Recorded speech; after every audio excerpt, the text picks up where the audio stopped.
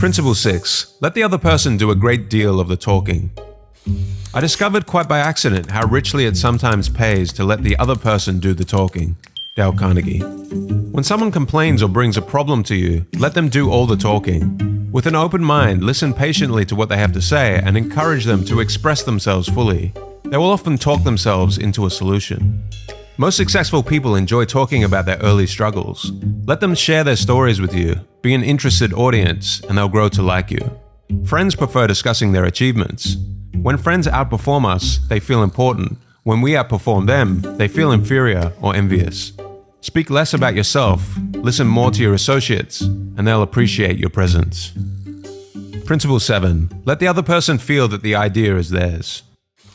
No one likes to feel that he or she is being sold something or told to do a thing.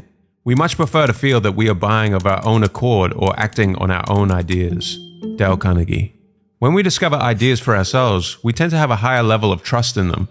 Instead of offering up a brilliant solution, suggest an idea and let the other person decide for themselves. Whenever possible, let the other person take credit for the idea, as this will lead to better results.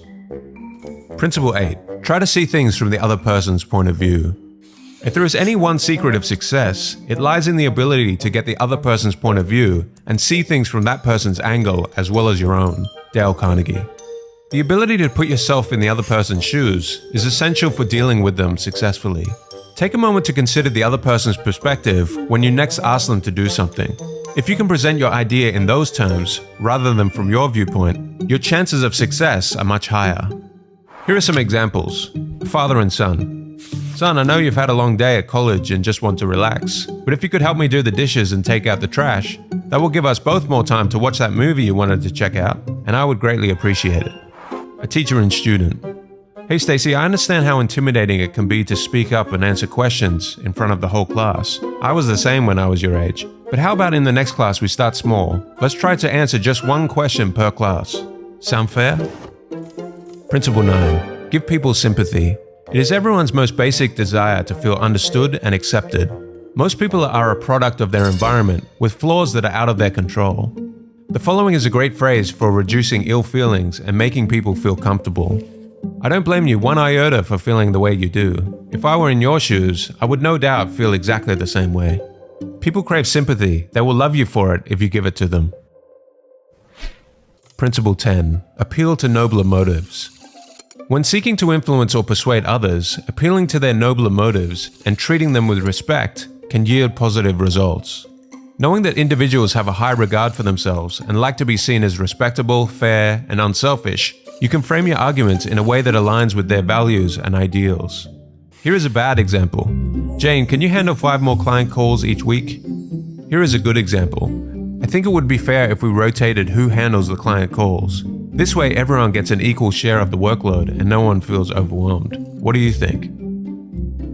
Principle 11. Dramatize your ideas.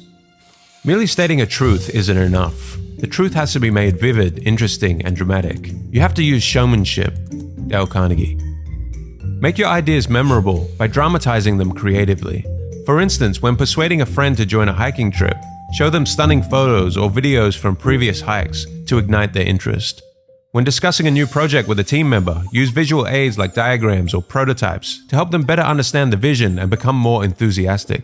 Remember, engaging the senses and emotions of others through visuals and storytelling can make your message more captivating and relatable.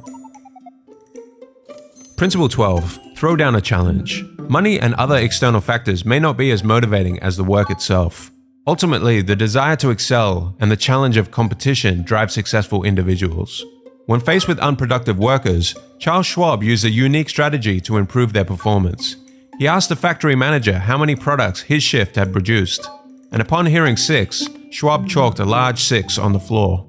The night shift, seeing this number, aimed to surpass it and changed it to a 7. This led to a competition between the shifts, resulting in increased productivity.